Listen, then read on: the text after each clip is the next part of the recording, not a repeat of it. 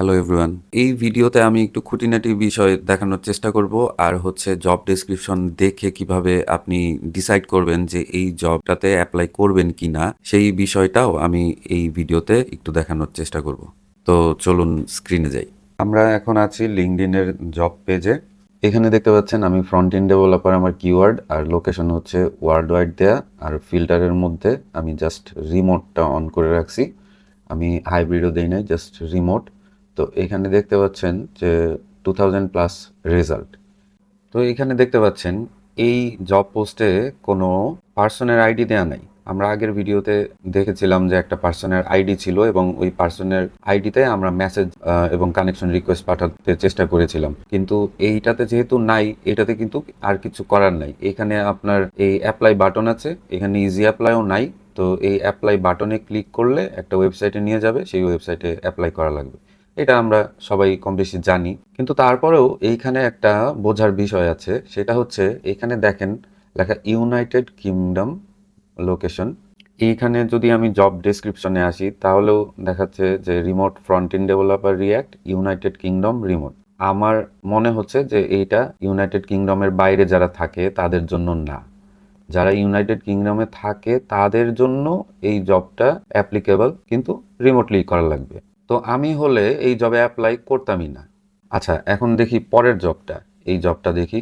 এই জবটার লোকেশনটা অস্ট্রিয়া, কিন্তু আমি বোঝার চেষ্টা করব যে এইখানে অস্ট্রিয়ার বাইরে বা ইউরোপের বাইরে কেউ কি অ্যাপ্লাই করতে পারবে কিনা। এই এই প্যারাগ্রাফটা আমি একটু পড়ি। The role is designed as a fully remote position complemented by quarterly in person meetings across Europe. Locations are selected to be easy to reach for everyone involved, such Austria. Okay. এইটা দেখে কিন্তু বোঝা যাচ্ছে যে actually জবটা remote হইতে পারে, কিন্তু যেই পার্সনটা জব করবে তার অ্যাকচুয়ালি ইউরোপে থাকা লাগবে, কারণ ওই মান্থলি মিটিং আছে সেখানে কোয়ার্টারলি মিটিং আছে সেখানে ইন পার্সন যেতে হবে। তো এই জবটাও কিন্তু আমি অ্যাপ্লাই করব না। এইভাবে আর কি আমি প্রত্যেকটা জব দেখব। তো এখন আমরা পরের জবটাতে আসছি। এই জবটাতে দেখি আমরা অ্যাপ্লাই করতে পারি কি না।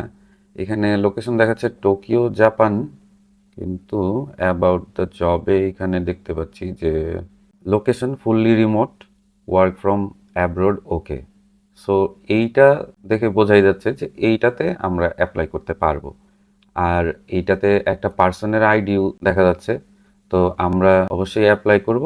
তারপর হচ্ছে ওনাকে একটা মেসেজ পাঠানোর চেষ্টা করব। মেসেজ যদি না পাঠানো যায় তাহলে ওনাকে একটা কানেকশন রিকোয়েস্ট পাঠাবো, দেন আমরা একটা শর্ট নোট দিয়ে দিব।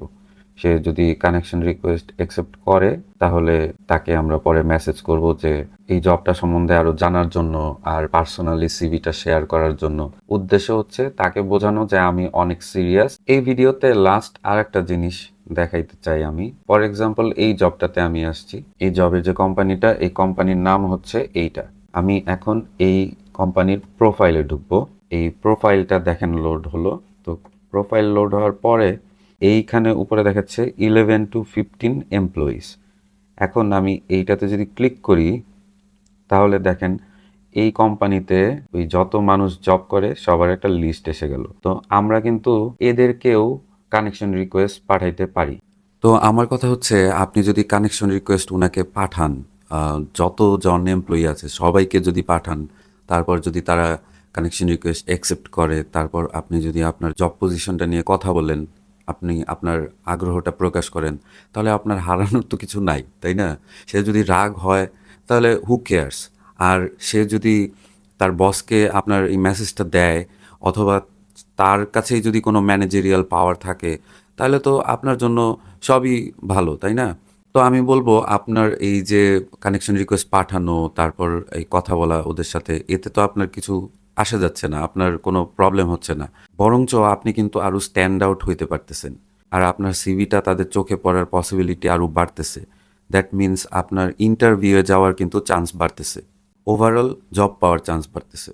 আপনার কাছে যদি মনে হয় যে আমার ভিডিওগুলা হেল্পফুল, তাহলে কাইন্ডলি ভিডিওটা শেয়ার করবেন মানুষের সাথে, যেন অন্যরা উপকৃত হতে পারে। ধন্যবাদ।